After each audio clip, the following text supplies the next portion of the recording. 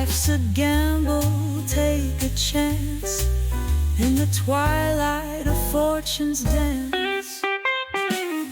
On this episode of Sin City Spin, we actually just talk about recent government employment cuts. Having survived a few drawdowns ourselves, we offer up some tips and tricks that we hope will help, and wish luck to everybody facing the axe. Thanks for listening. Host with voices rich and cool, share the secrets, break the rules. Martini wisdom flows like gold, every episode a story told.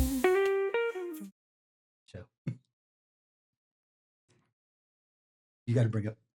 Oh, he's Ron. We're ready to read the intro. He's Ron Burgundy. You won't see it without the cue cards. Look, this is what talent does. We wait for the producers and the text to do their thing, and then we just deliver. Fair enough. Shine strong. All right. Greetings from beautiful Las Vegas. You are seeing this on or after March 3rd, 2025. And today it's blue skies with a low of 48 and a high of 73. I am Jason Slider LeDuc. While I may be a bit cashinate, I am never a muscad. To my left, accusations of his being pestiferous are exaggerated, but he can be a bit natiform because that's the way he likes it. It's Drew Masur. Finally, at the far end, he might be a twaddler, but he is definitely a numerate. I actually know what that one means. It's Christian. Then you know I'm not lying. It's Christian. It's truth teller, Christian Mental Ward. No, I will not tell you what any of those words mean, but a link to the article is in our show notes. I'm done for now. You guys say stuff. So, first of all, I feel like this is a ploy to make me review show notes. Because I don't know what any of those words mean. Fail. I still will not review show notes. No. He sent me an email about an hour before the show notes. So he knows I check my email. But yeah, I've been bad about checking show notes. So I felt like that was a subtle like, hey, Drew, do you want to know what an antiform is? And I do badly. It wasn't. But now that I know that, no, it was actually so I would have it to copy into the show notes here on the, because I can't take this one into work. And I will let you know, natiform is being shaped like or having characteristics of buttocks. Oh. I'm an ass man. Nothing in that was false. I believe you. I simply have no empirical evidence to back it up. Still not going to look any of those words up. I will when I look at the damn show notes. Yes, that will be the next thing I look at after I read comments and look at the show notes. And answer text.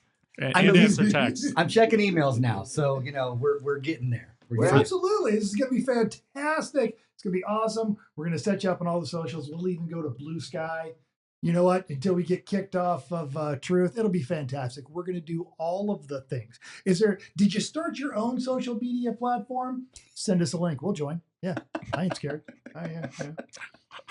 Are you in what's not quite a real country in Eastern Europe starting a social media platform? We'll be your brand ambassadors. Oh.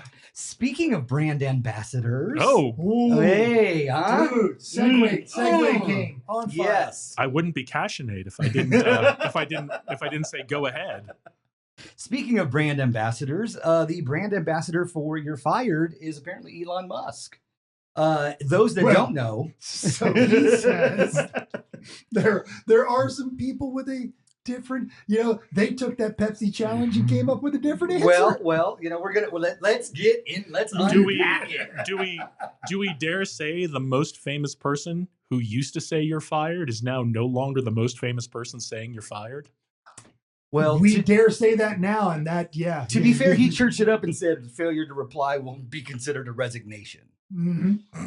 So you don't even get unemployment. To which you don't even get unemployment. To which tens of thousands of civil servants said, "Nerd." And also tens of thousands of supervisors went, "Don't answer that." Yep. For those that don't know, let me give you a brief rundown. Because if you're watching this, you probably don't know. Elon Musk, we're sorry, via the Office of Personnel Management, which is the human resources branch for government workers, sent out an email to all 2.3 million federal workers, which in and of itself, having been a comm guy, is impressive. The fact that we reached out. But he did that on a Saturday, Props. around about midday. By Saturday night, the entire federal government was pretty wound up about the whole thing. And it gave until, and then he went on X, his platform, and said, anyone that doesn't reply by Monday at midnight is considered resigned. Because X is now apparently official means of notification. Well, so's Truth. Yes, apparently so. If you're not on there, you've failed your taskings on there. Then when he realized, well, finish your thing. Then when he realized, oh wait, I can't do that. Tons of confusion. They moved too fast. President Trump said, I want to see him get more aggressive, and he got more aggressive. Lots of confusion. Tons of actual secretary ofs said, hey, don't worry about it. Don't answer it. But since then, Trump has had a cabinet meeting and come out and said, when Elon says answer an email, answer the damn email. Yeah, and next time, now we're gonna get it. We're gonna get into all that. This is just what's been happening. This is the framework with which we're gonna certainly get into some things. And that's where we're at. And Elon has come out and said that won't be the last productivity email, as he calls it. Oh, no, because he said it was a hoax and he backed off of it because he realized he's wrong. Careful, mental. Drew's going to chastise you again. He is. No. And furthermore, let's get into it. And furthermore, and this is where I'm going with this, because you guys, if you don't know, I still work in a military environment. Do you know who falls into the office of OPM? Reservist on active duty orders. Do you know that the Department of Government Efficiency has fuck and all to do with the Department of Defense, but he's trying to tell Lieutenant Colonel in my office to do something? So that's where Elon, and he has made public statements. It was published in UK papers and several other papers where he said, well, it was just a joke. It's a pulse check. I don't see why, I couldn't get anybody to respond to an email. Well, you sent it out on a Saturday. First off, half-wit. He got 1 million responses. Out of 2.3 million. Yeah. Oh. Now, granted, some of those responses will probably eat my ass. Yeah. So basically he's batting 500. But now he's a low producing government employee, and by his own rules should be fired.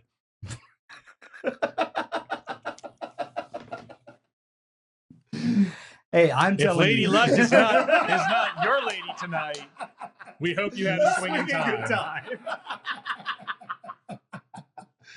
We're out. That's all that needs to be said about that. We are fired. We are kicked off all platforms. No one's topping that joke. Where were we?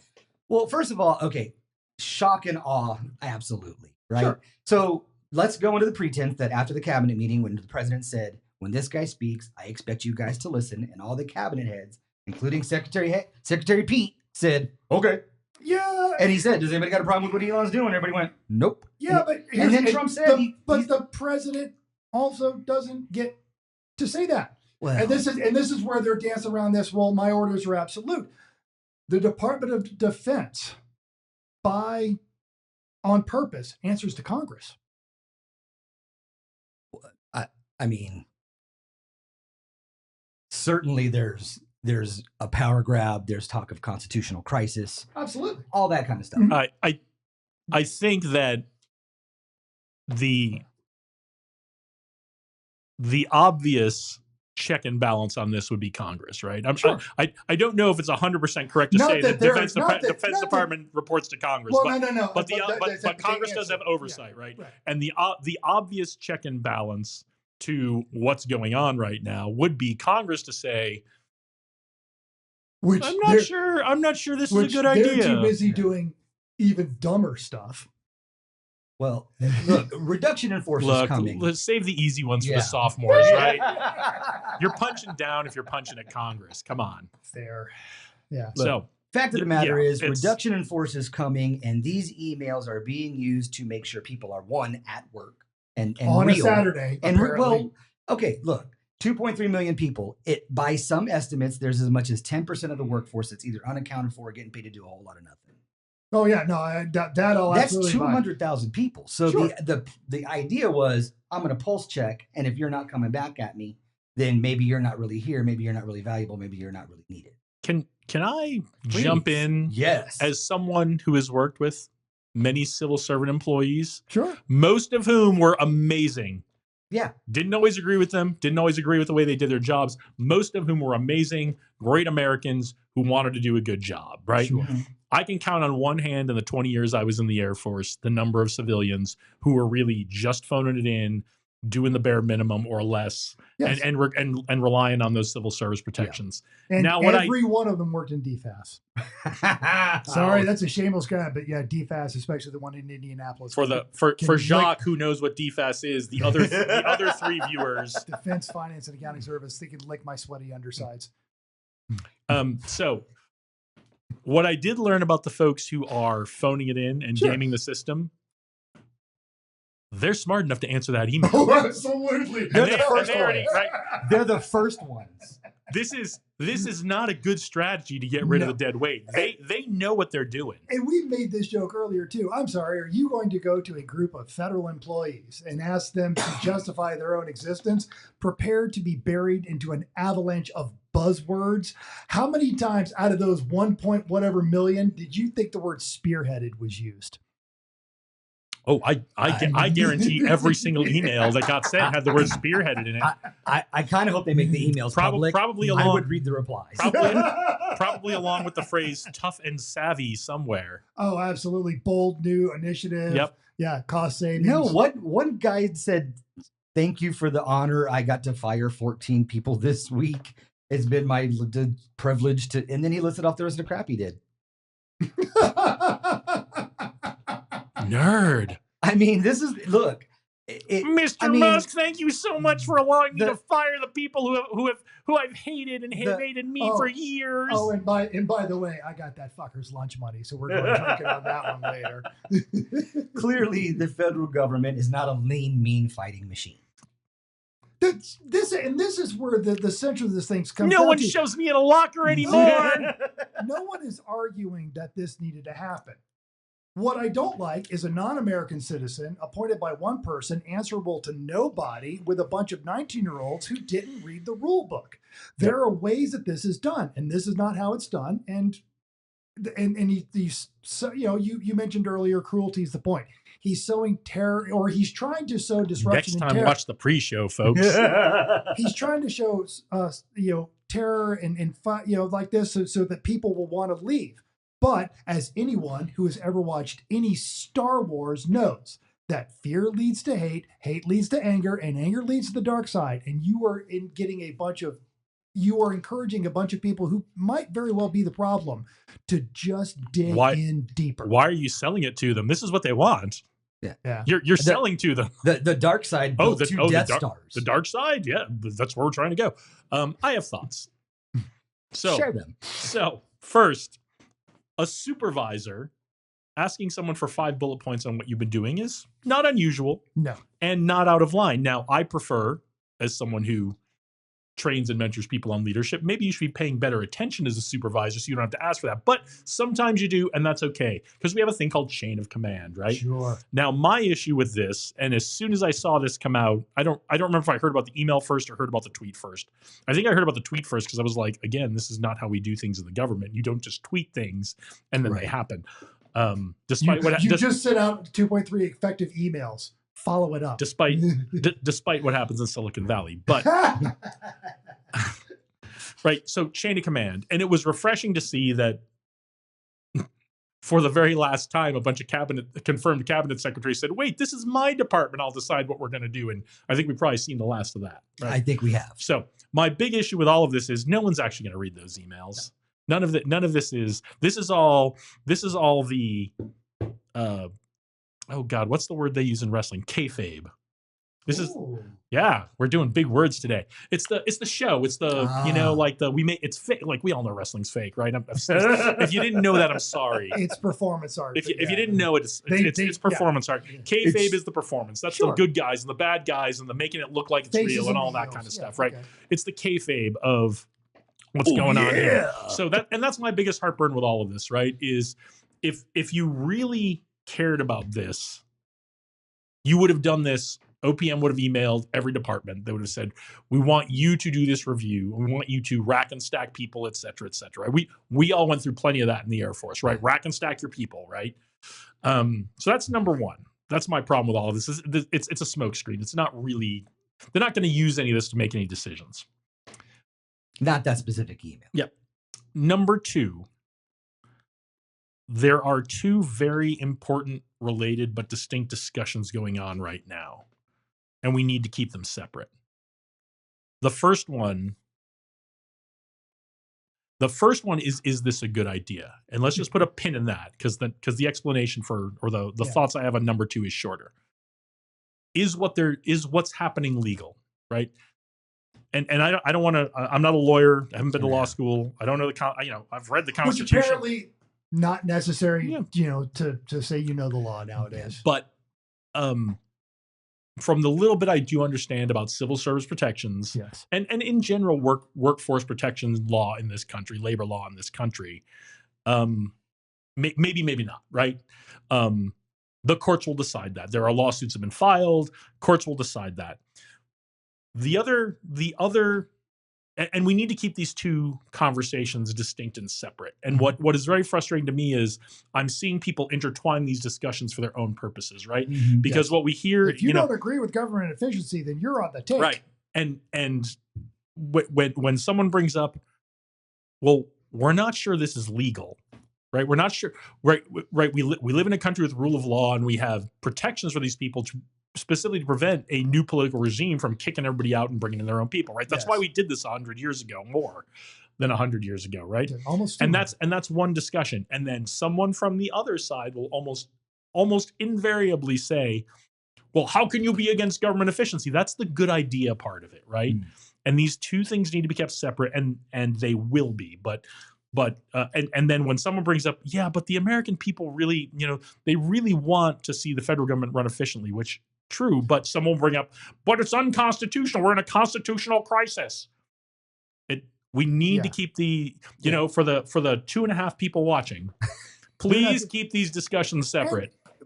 And that discussion, I feel like if they were actually truly trying to make the government more efficient, they would go about it in an efficient manner instead of showboating with a giant chainsaw looking like you raided Chris Angel's wardrobe. Because somewhere in his attic is a portrait of him where he actually looks cool. Does the portrait get less cool as he gets more cool in real life? No. Every time he shows up with those ridiculous sunglasses and a leather hat that says "Make America Great Again," that portrait gets way cooler. Yeah. That portrait is right there at friggin' Mod Squad in the early 70s level of cool. That's a picture of Dorian Gray reference for you kids. Yes. I've been sitting here trying to think of Dorian Gray's name. I was like, I want to make Dorian Gray. I'm certain all three of our listeners actually got that reference. Maybe. Amanda, Jacques, and Sherlock all got that reference. Put it in the comments if you understood that reference, and Drew will read them right after the show notes. Look, when we email them on a Saturday. I think on this, what we're all saying is the message is understandable. You want to have a reduction in force. You want to create government efficiencies. There's a way to do that. The technique is what was bad, right? The technique created this shock and awe, this feeling of uncertainty, because if you come down and you say, we're going to do a 30% manpower reduction, we're going to do it by 1 September, it's going to be merit-based, rack and stack all your people, and you go, I've got 100 people, and you go, you can only keep 62 of them. And the 63rd person, you go, sorry, Bob, you're fired. It sucks. And like Slider, you said, we've had to do that. Yeah.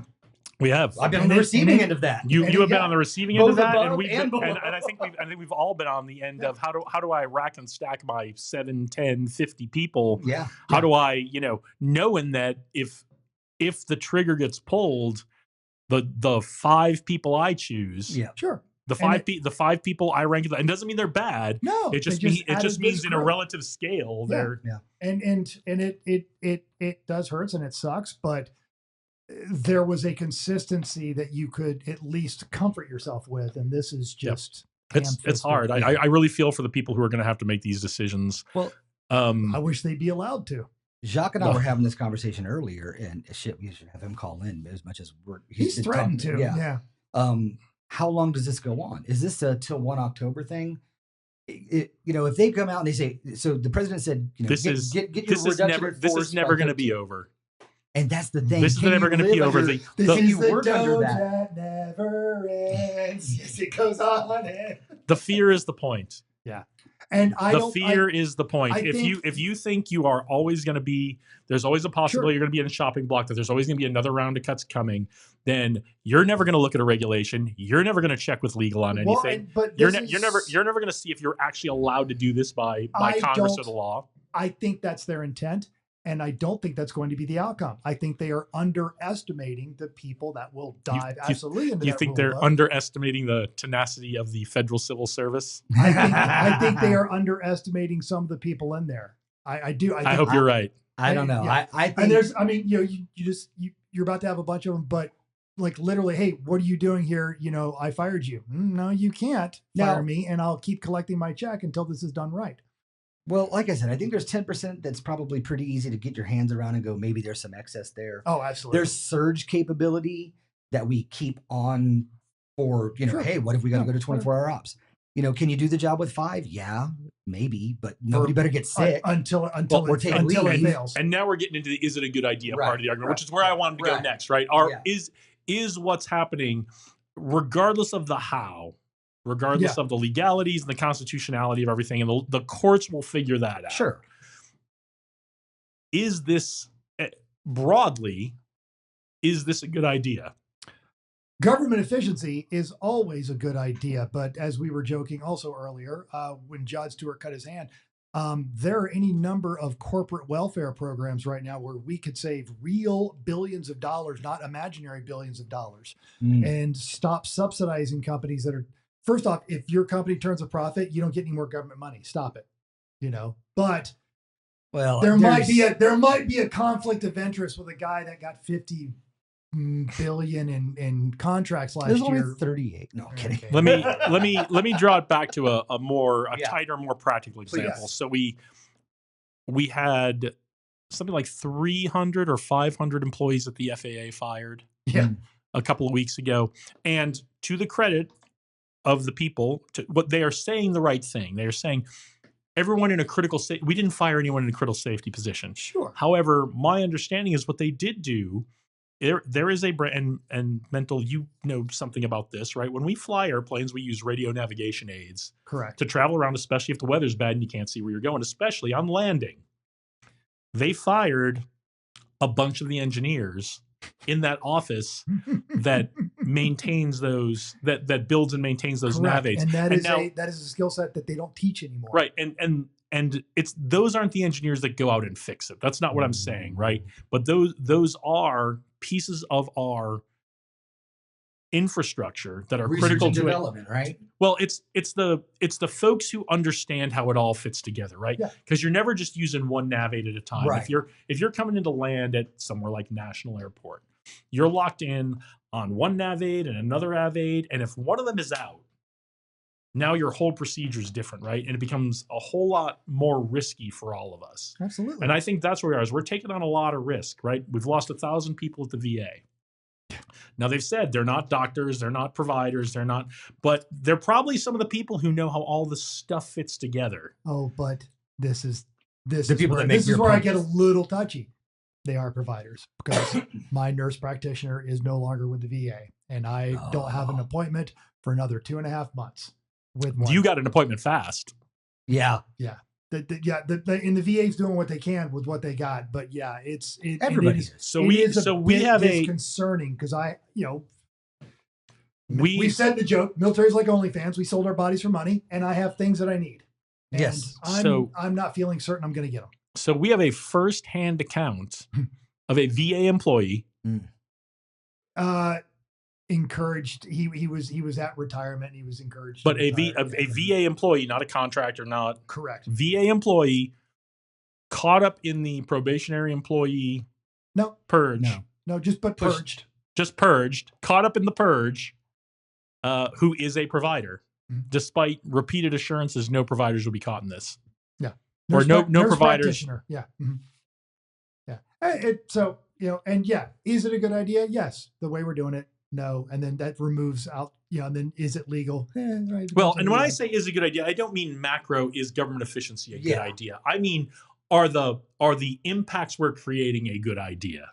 no, Because there are going to be impacts. there are Sure. absolutely going to be impacts. and Maybe we're gonna shake have- the foundation of the people that work in the federal service. Yeah. And also just it's having worked for the government and also having worked in education, and then even in the military, training is always the first thing you cut. And if you are a politician, the first thing you cut is school stuff, because The entire Department of Education. well, and because the reason for that is the immediate effects aren't obvious. And by the time that bill comes due, you've already left. And so, when everybody was short man, what was the first section that always got cut? Yeah. And so that's what you do. And so they're all cutting training. And in 10 years, when none of this is working the way it's supposed to, we're all going to be like, what the hell happened? Why doesn't anybody know how to do all this? Well, Yep. Well, And those are the long-term Yeah. impacts that I think are, I'm guessing at this point, no one's even bringing that up. No, God, no. Right, You're in because survival because mode. right, everyone's in survival mode in the federal government right now, all the civilians anyway, and I imagine probably a good number of the senior military are updating resumes. keeping quiet and picking their battles. With the replacement of the chairman of Joint Chiefs, absolutely, there are a great number of now uniformed military personnel. And this is probably the reason why no military person that worked in the first administration is working in this one. I would absolutely love to see General Mattis just, punch one of these guys in the face. I would pay money. That would be a great pay-per-view event. You could almost Netflix would air eliminate it. the deficit by having General Mattis beat people who need beating. Well, Elon Musk and Zuckerberg were going to have that I fight, know. and I don't think that ever Mattis- happened, right? and I think it's Mattis- happened. Mattis would take them both out and Yeah. not put down his drink. Let's bring it to a close on a positive note. Bring it to a close on a positive note. So little dreary today on the pod. Sure. But let's bring it up, because we've survived a couple of these. So what are some of your, give one or two things out there? Survival tips or preparation. Look, a reduction in force is coming. How do we could joke about it or not, but let's give people some tips on how to prepare for this. The obvious answer, especially if you have been in the government for over 10 years, you haven't been in the private sector, you need to get your resume together. Take every single award, performance report, training report, everything you've ever done, and literally copy it word for word into a Word document. And then start using some of these AI tools and some of these word cloud tools and start building your resume, and then start bouncing it off civilian people just for cohesiveness and that it makes sense and that it's understood there. So you've got a couple of backup options on that one. That's my number one tip. That's mine as well. Start looking at your options, because education. You gotta, training. no matter what happens, no matter what choice you make, you've got to live with yourself after that choice. And I have a feeling a lot of people, middle management up, are going to be confronted with some very difficult choices in the coming months and years. Well, it's not an us versus them workers management. This is sort of everybody. No, but someone there will be a moral decision placed in front of them that says you do this thing here that you may not agree with, and you get to stay where you are. But if you don't do it, you can do what you're told or leave. Do what you're told or leave, or make room for someone that does. Yeah, and hell, we've been placed in that in our careers too as well, and and did the consequences on this one. So for me, I've got two things. One is I call it my love me note. I just when you're doing good stuff, when you get good numbers, throw it in a note. You write yourself 5 bullet points on what you did good this week. Weekly, every activity report. Email it to yourself. What he does to himself if he doesn't respond. It is certainly my own letter of resignation. Hard pass. My second point is, situational awareness. You really have to understand the agency you're in and what's affecting you. And I'll give you an example. If you're in the Environmental Protection Agency right now and you're hearing things like a 65% staff reduction, then I think you need to look around and you need to look at, if we all work together at the EPA, I would go, this guy's pretty good. I think I better dust up my resume. I'm getting fired. And we make light of it, and that's easy to do when you're not affected by it. But you've got to take care of yourself. You've got to protect yourself, and no one loves you like you.